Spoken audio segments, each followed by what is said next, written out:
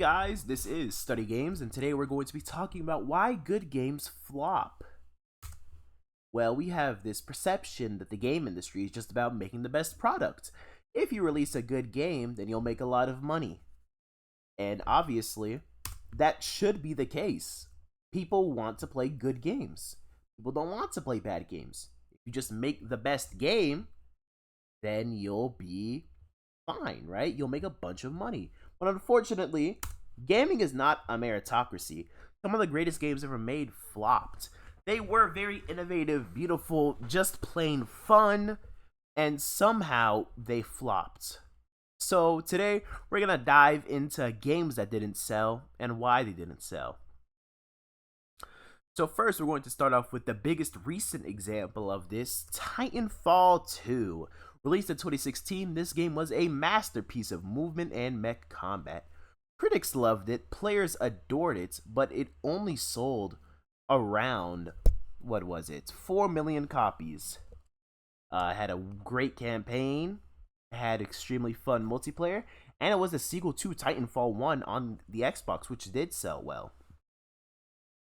Well, Respawn pushed for a fall 2016 release to compete with Call of Duty Infinite Warfare, which was very, very bad. Because 2016 was already saturated with good FPS games. Your casual player wanted to try a new IP because, Overwatch came out, essentially bombed every other hero shooter that was on the market at the time, and just took over. Let's say that you hated that futuristic shooter bullcrap, which was popular at the time, hating on futuristic shooters. Boots on the ground action was the biggest buzzword in gaming YouTube at the time. Well, you just played Battlefield 1. That game had that World War I military shooter, boots on the ground action that players were craving. Let's say that you hated modern FPS games in general and you wanted to return to old school boomer shooter single player action.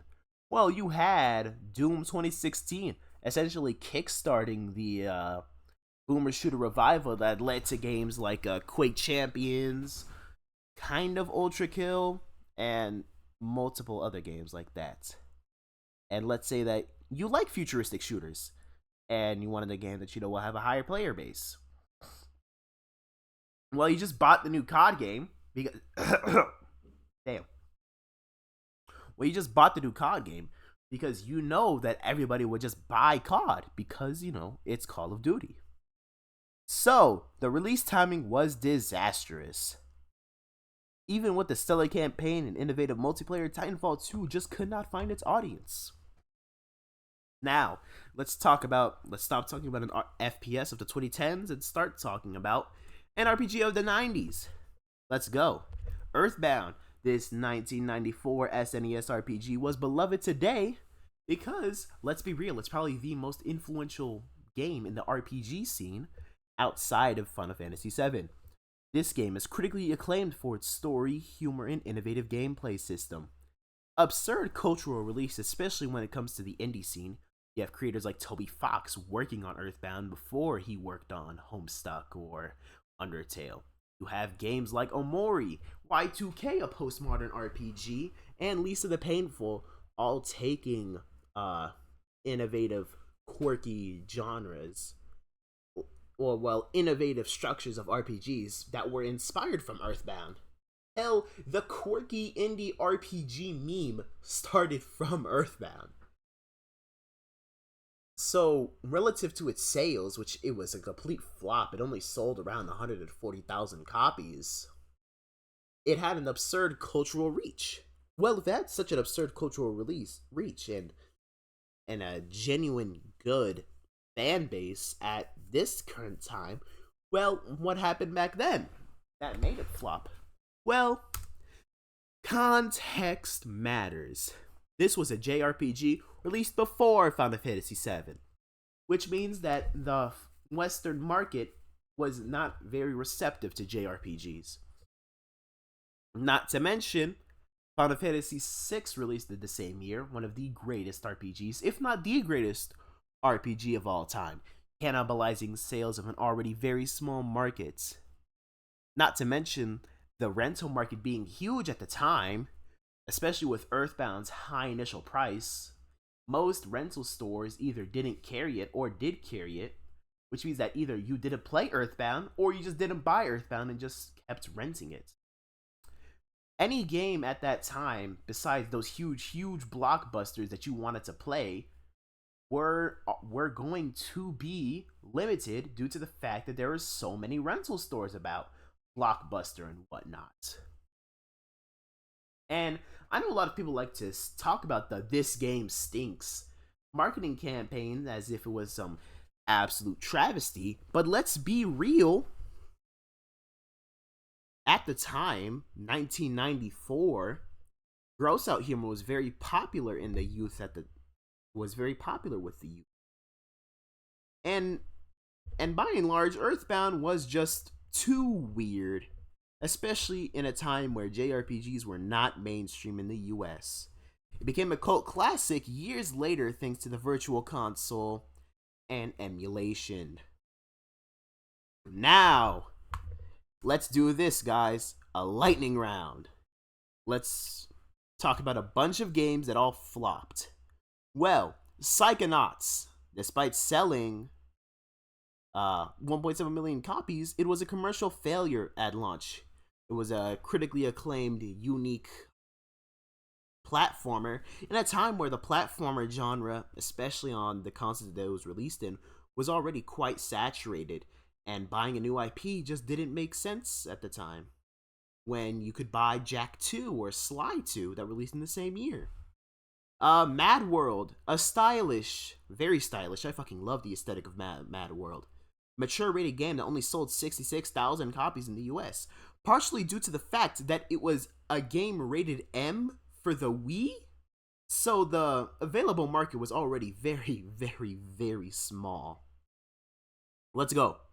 Beyond Good and Evil, a critically acclaimed action-adventure game that sold poorly due to the fact that it was being released in a very competitive 2003 holiday season, especially with Ubisoft deciding to advertise, rightfully, Prince of Persia: Sands of Time, a more established franchise, and to be fair, Sands of Time was a very good game, so I'm not necessarily mad at that.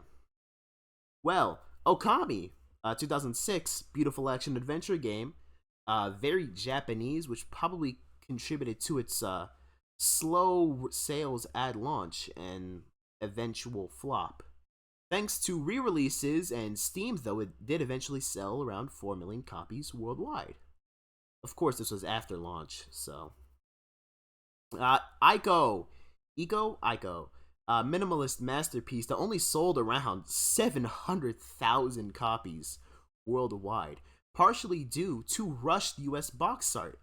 I know a lot of people think that the box art for Ico was changed for the American audience. This was not true. The original intended art for the box was not finished at the time of Ico's US release, which was months before the PAL and Japanese versions were released.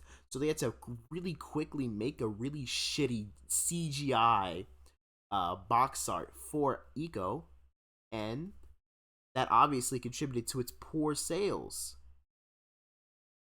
And limited marketing, of course, and also the fact that it was very minimalist.